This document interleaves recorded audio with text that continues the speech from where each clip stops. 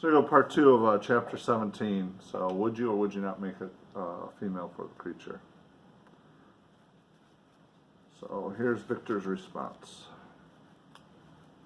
You swear, I said, to be harmless, but you have already shown a degree of malice that should reasonably make me distrust you. May not even this be a feint that will increase your triumph by affording a wider scope for your revenge?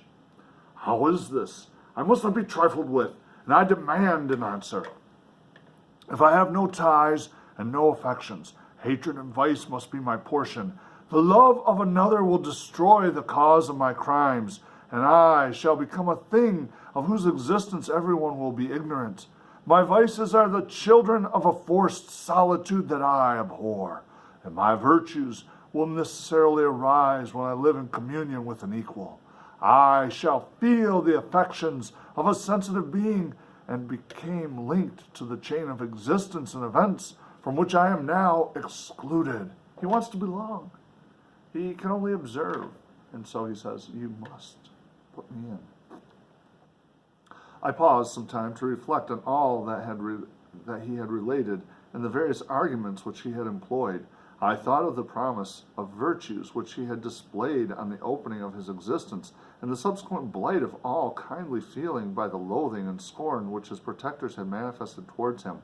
His power and threats were not omitted in my calculations. A creature who could exist in the ice caves of the glaciers and hide himself from pursuit among the ridges of inaccessible precipices was a being possessing faculties it would be vain to cope with. After a long pause of reflection, I concluded that the justice due both to him and my fellow creatures demanded of me that I should comply with his request. Turning him, therefore, I said, I consent to your demand, on your solemn oath to quit Europe forever, and every other place in the neighborhood of man, as soon as I shall deliver into your hands a female who will accompany you into your exile. I swear, he cried, by the sun and by the blue sky of heaven, and by the fire of love that burns my heart, that if you grant my prayer while they exist, you shall never behold me again. Depart to your home and commence your labors. I shall watch their progress with unutterable anxiety, and fear not, but that when you are ready, I shall appear. It's an interesting point, too, about him saying that he shall appear. It's interesting when the creature appears to Victor. The first time he saw him was in the rain of that storm and the lightning, and here he sees him in the extremes, the glaciers, again, water images. His tale had occupied the whole day, and the sun was upon the verge of the horizon when he departed. I knew that I ought to hasten my descent toward the valley, as I soon should be encompassed in darkness.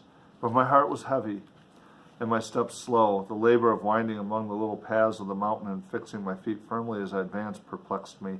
Occupied as I was by the emotions which the occurrences of the day had produced, night was far advanced when I came to the halfway resting place and seated myself beside the fountain. The stars shone at intervals as the clouds passed from over them. The dark pines rose before me, and every here and there a broken tree lay on the ground. It was a scene of wonderful solemnity and stirred strange thoughts within me.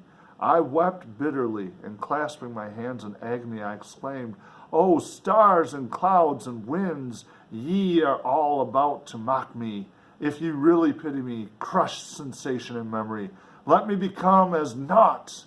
But if not, depart and leave me in darkness. So, he leaves it up to nature. If I'm not supposed to do this, destroy me. Otherwise, I will continue.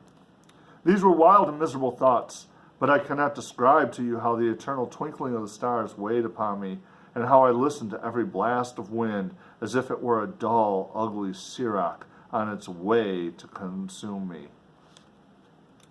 Morning dawned before I arrived at the village of Chamonix. I took no rest, but returned immediately to Geneva.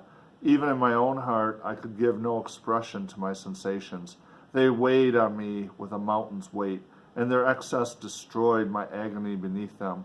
Thus I returned home, and entering the house, presented myself to the family. My haggard and wild appearance awoke intense alarm, but I answered no question. Scarcely did I speak. I felt as if I were placed under a ban, as if I had no right to claim their sympathies, as if never more might I enjoy companionship with them.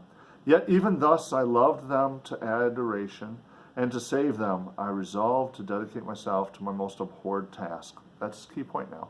In order to save them, because the creature vowed their destruction. The prospect of such an occupation made every other circumstance of existence pass before me like a dream, and that thought only had to me the reality of life. So, is it possible to do wrong to persevere or preserve good? Victor's going against what he knows he should be doing in order to save lives.